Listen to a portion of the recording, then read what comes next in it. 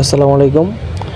আমি মোহাম্মদ নাহিদুল ইসলাম আপনাদের সামনে আজকে হাজির হয়েছি ডে লং ট্যুর একটা কক্সবাজার ট্রিপ নিয়ে।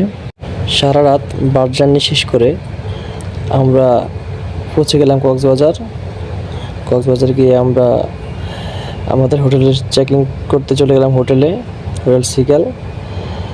এই হচ্ছে আমাদের হোটেলের ভিউ।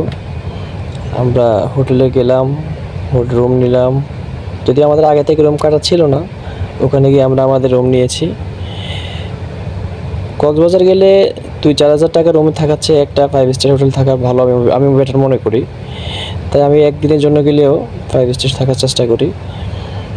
এই হচ্ছে বাইরের ভিউ আমাদের হোটেল রুম থেকে। সার্ভিসটা খুব ভালো। তারপরে একটু বাংলা ছবির চৌধুরী সাহেবের মতো করে চা বানিয়ে খেয়ে নিলাম।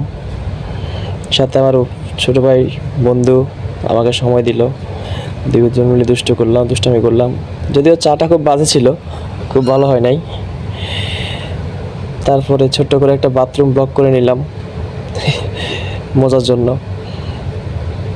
বাথরুমে যে টুথপেস্ট, ব্রাশ যা যা ছিল, যেহেতু আমরা রাত্রে নাইট স্টে করি নাই, আমরা রাত্রে 10টা বাজে বাইরে হয়ে গেছি হোটেল থেকে, আমাদের আবার ঢাকার উদ্দেশ্যে চলে আসছি আমরা। তো এগুলো আবার কার জন্য রেখে যাব, তাই এগুলো সাথে করে নিয়ে এসেছি। এটা মনে হয় ওদের নিজেদের প্রোডাক্ট।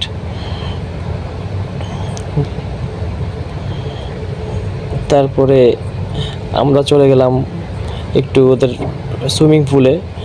এ হচ্ছে ওদের সুইমিং পুল। এখানে হট বাথ, কুল বাথ দুইটাই আছে।